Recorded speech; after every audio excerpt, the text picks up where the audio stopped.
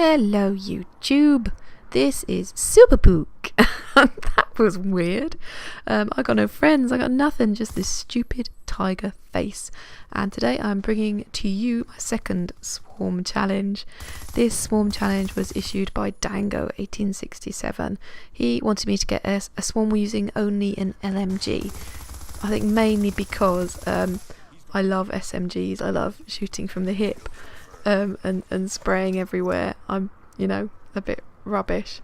So he wanted me to get one using the LMG to kind of get a swarm in a completely different style. Once again, these swarm challenges are not to prove that I'm an awesome player. They are to prove that anyone, even with my moderate skills, can get a swarm, and to kind of encourage you to go for it and to show you how even I did it, and with any old weapon like an LMG. The LMG I'm using here is the QBB, and I've got a silencer on it and target finder. You'll find most people, if they're using an LMG, once they get up to those attachments, are going to have either a target finder or dual band scope on it, because it makes it much easier to use. If you're aiming across long distances, you want to really easily be able to home in on your target and start pelting them. Jump! There you go. The big difference I found using the LMG as compared with my normal weapons of a sub or an MTAR or something like that are that it is so much heavier. I usually have lightweight on anyway. You absolutely need lightweight with an LMG, in my opinion.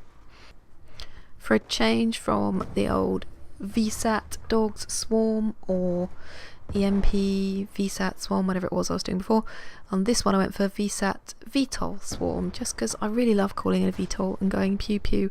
You'll see the hilarious VTOL mistake I make when I finally get the VTOL, though. It's a little bit rubbish of me. Luckily in this I had a teammate Destroyer who's a commander of the Awesome squad. Yeah, I'm a chief commander, let's just get that out of the way. It's awkward for him, but there you go. He was also using an LMG, so when I ran out of ammo I was able to pick up his LMG and carry on and get the swarm using entirely LMGs to properly complete Dango's challenge.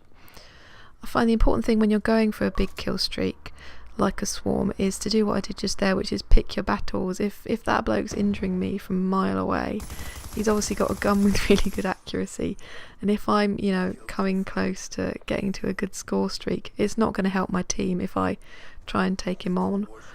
It's much more sensible. Look at this, you get a VTOL, so you just stand there and call it in when the enemy are right next to you. Good plan. I really didn't think I was going to survive this. I was kind of shouting at my teammates, please, I'm calling in the VTOL, come and protect me. I don't know why I had to say it in a weird accent, but there you go. It's not the best VTOL in the world because it's express and everyone just hides inside and then they shoot it down. So I'm quite grateful that they shot it down actually, because it meant I survived. And if you'll see what happens when I come back out of the VTOL, that they're all around me and yet they didn't shoot me. What were they thinking? To be honest, what they were probably thinking was, she can't really be stood there calling in a VTOL, we must be imagining that, because no one could be that stupid. But yes, enemy, that was me being stupid in the middle of the train tracks. If you're going to use something like an LMG in a game like Kill Confirmed, you need to remember that it's much harder to confirm your tags because you are so much slower, so much heavier with an LMG than you are with a sub or an assault rifle. You're not going to be able to run around the corners hip firing to pick up your tags. If the enemies come to deny them, you're not going to be able to hip fire back and guaranteed kill them like you would with a silenced sub. So you're going to have to adopt a more defensive style. So bear that in mind. If you're playing with randoms, they're going to get cross with you because you're not going to confirm much. If you're playing with your teammate, let your teammates know where the tags are so they can go and pick them up, and you don't lose the game just because you're stood at the back of the map with a gigantic gun. So there you go, second swarm challenge done. Thank you, Dango 1867. I only wish you had wagered something embarrassing that you had to do once I completed that challenge, but I think you knew that I was going to do it because it wasn't too hard a challenge in comparison to the 5-7 swarm. The next challenges I've got coming up are much harder. I've got sniper, crossbow and shotgun. They are going to take me years because they are the three weapons that I'm the least proficient at in the entirety of the game, in the entirety of the world ever. Just remember, you can be average, you can have a unusual weapon, you can still get yourself a swarm. It's not the size of the boat, it's the motion in the ocean.